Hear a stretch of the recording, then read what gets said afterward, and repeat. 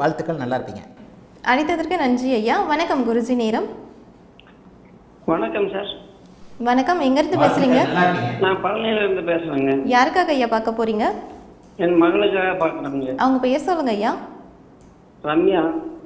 அவங்க பிறந்த தேதி சொல்லுங்க. 24/9. 24/9. 1997. 1997. பிறந்த நேரம்? நேரம் 10:07 உடுமலைப்பேட்டை PM. 10:07 PM உடுமலைப்பேட்டை. ராசி நட்சத்திரம் சொல்லுங்க ஐயா. ரிஷப லக்னம். ரிஷப லக்னம், மிதுன ராசி. என்ன கேள்வி கேட்கணும் ஐயா?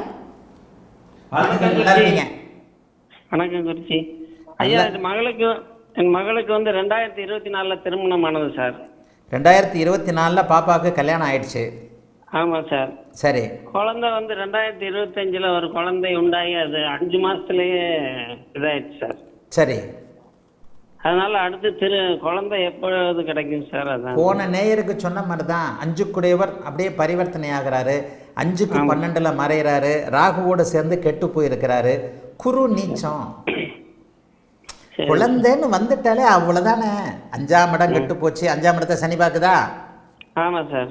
5ஆம் அதிபதி அந்த வீட்டுக்கு 12ல் நல்ல வேலையாக பரிவர்த்தனையாகி ராகுவோட சேர்றாரா? ஆமாம் சார்.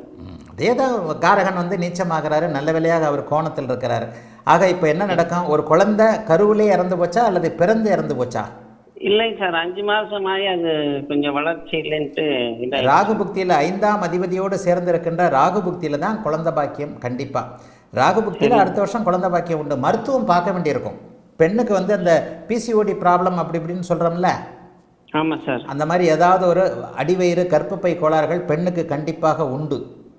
சரிங்க சார். அடுத்த வருஷம் தான் மருத்துவம் பலிக்கும். இப்போல்லாம் மருத்துவம் பார்க்காதீங்க. மார்ச் மாதத்துக்கு பிறகு மருத்துவம் பாருங்கள் சார். எப்போ குழந்தை பார்த்துக்கலாம்? கண்டிப்பாக 2027 பிற்பகுதியில். போன நேருக்கு சொன்னால் அதே அமைப்பு தான். ராகு திசையோடைய நடுப்பகுதியில் கண்டிப்பாக குழந்தை பாக்கியம்.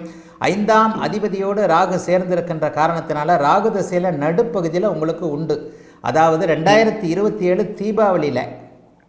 2027 சரி. தீபாவளியில் சரி. பாப்பா வந்து கொஞ்சம் நிற மாசமாக இருக்கும்.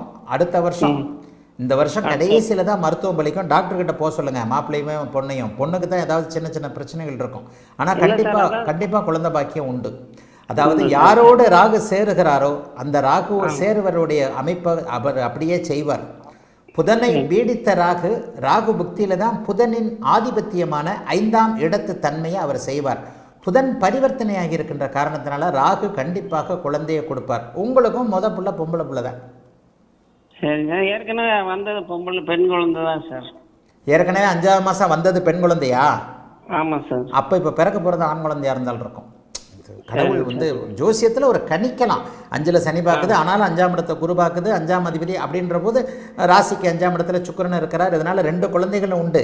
ஏற்கனவே கருவிலிருந்து வெளியே போனது பெண் குழந்தையாக இருந்தால் இந்த தடவை ஆண் குழந்தை பிறக்கிறதுக்கு அமைப்பு இருக்குது. ஆகவே 2027 பிற்பகுதியில் பெண்ணு மாசமாகவே இருக்கும். கையில் குழந்தை உண்டு ராகு புக்தியில். வாழ்த்துக்கள், நல்லா இருப்பீங்க. அழைத்ததற்கு நன்றி ஐயா. வணக்கம்.